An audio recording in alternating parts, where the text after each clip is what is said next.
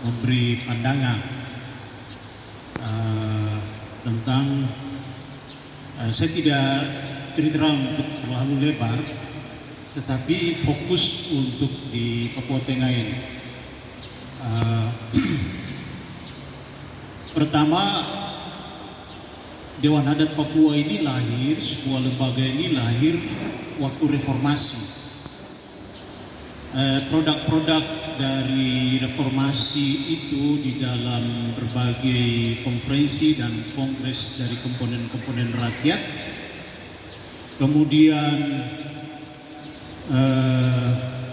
berpuncak di musyawarah besar rakyat Papua di Sentani bulan Februari tahun 2000, kemudian dilanjutkan di bulan Mei dan Juni itu kepada Kongres Rakyat Papua. Lalu lahirlah keputusan ada 4 komisi pada saat itu. Salah satu komisi itu menyangkut hak-hak dasar. Manifesto hak-hak dasar rakyat Papua. Nah, itulah yang menjadi cikal bakal lahirlah Dewan Adat Papua. Yang masa Orde Baru dulu itu namanya LMA. Lembaga Musyawarah Adat, yang sekarang itu juga LMA tapi Lembaga Masyarakat Adat. Begitu, itu kurang lebih sejarahnya.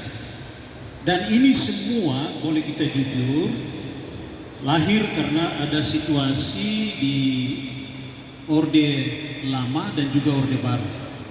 Dan khusus untuk Papua, semua sudah tahu sejarah, kita ikuti di media atau baca buku, kita sudah mengerti bahwa inti persoalan itu terkait dengan tambang raksasa yang ada di Nemangkawi, Freeport. Itulah yang menjadi satu kebijakan besar di dalam politik, ekonomi, sosial, dan budaya seluruhnya. Akhirnya kita mengalami banyak operasi di Orde Baru itu. Kemudian dengan seluruh rakyat Indonesia kemudian lahir lagi. Jadi Dewan Adat lahir karena ada sebuah situasi di masa lalu. Kira-kira begitu.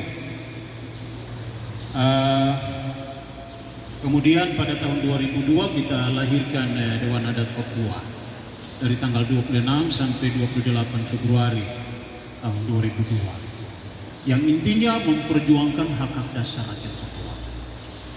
Itu catatan pertama. Catatan kedua, semua kita tahu di Indonesia semua hal itu terkait dengan 2 kata, yaitu soal kebijakan dan soal politik. Saya ulang lagi, terkait dengan soal kebijakan dan soal politik. Tadi Pak Kepala Dinas bilang soal pertambangan itu sekarang semua sudah ditarik menjadi urusan pusat. Itu bagian dari kebijakan dan politik. Padahal Undang-Undang Otsus mengamanatkan hanya ada 5 urusan yang menjadi urusan pusat. Yang lain menjadi urusan daerah. Karena pemberian otonomi adalah pemberian kewenangan, bukan pemberian uang. Yang terjadi hari ini adalah pemberian uang, kewenangan tinggal di belakang. Harusnya kewenangan duluan, uang ikut dari belakang. Kira-kira itu gambaran. Supaya nanti kita mengerti eskalasi, gambar besar. Lalu bidang pertambangan juga dihadirkan dengan kewenangan ditarik ke pusat. Bidang kehutanan juga ditarik ke pusat hari ini. Pengelolaan hutan itu tidak lagi menjadi kewenangan dinas-dinas, dibubarkan di daerah, kabupaten, kota dibubarkan. Semua menjadi urusan pusat. Padahal pusat hanya urusan fiskal, harus dia urusan keamanan, pengadilan, soal peradilan, soal pertahanan, dengan soal apa lagi? Agama. Itu saja yang harusnya menjadi urusan pusat. Urusan tambang urusan kehutanan itu semua harus menjadi urusan daerah otonom. Apalagi tambah otonomi khusus gitu. Nah, ini gambaran besar supaya kita mengerti kalau ada perubahan-perubahan yang terjadi. Catatan ketiga, di Papua yang saya pernah diskusi dengan mantan mahasiswa saya, karena dulu saya dosen. Ada kurang lebih ya 13 tahun saya jadi dosen. Lalu reformasi saya keluar jadi dosen. Begitu. Dulu saya mengajar fisika dan matematik di kampus. Dan bekas mahasiswa saya beberapa pergi sekolah geofisika dan geologi. Dan mereka yang cerita kepada saya, di Papua ini ada 3 deret gunung dengan kandungan emas, yaitu di daerah selatan, daerah tengah dengan daerah utara. Kita ini termasuk mungkin lebih banyak di daerah utara, begitu. Jadi ini ada 3 wilayah yang mengandung emas. Kalau Freeport mungkin di daerah tengah. Nah, di dunia itu tidak ada logam yang nama mulia, cuma satu-satunya itu emas yang nama mulia. Dia begitu mulia sekali ya, karena dia jadi standar untuk semua hal diukur dengan apa itu emas. Kurs mata uang ditentukan oleh berapa itu kita punya kolateral deposit emas yang ada di bank sentral kita. Hasil perdagangan. Kalau hasil perdagangan itu kita tampung banyak ya, nilai mata uang kita jadi baik.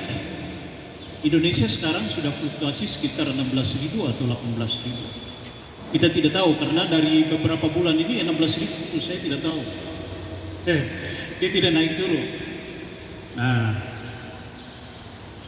jadi itu bagian yang berikut.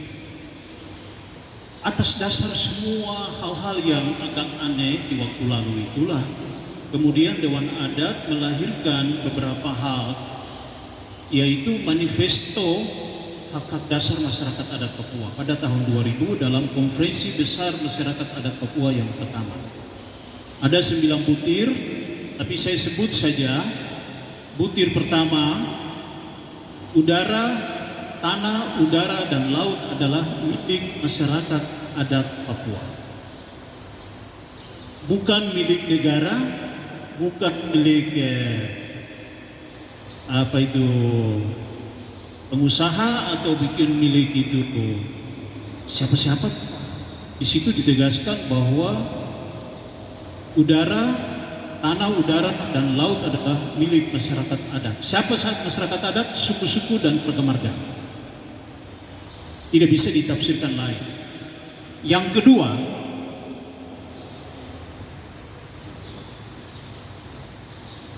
udara, tanah, udara, dan laut tidak boleh diperjualbelikan. Yang berikut bahwa apabila ada perusahaan yang mau masuk harus bicara dengan masyarakat adat. Tapi di Merauke masyarakat kaget, hutan-hutan mereka sudah ditebang dengan ribuan eskavator.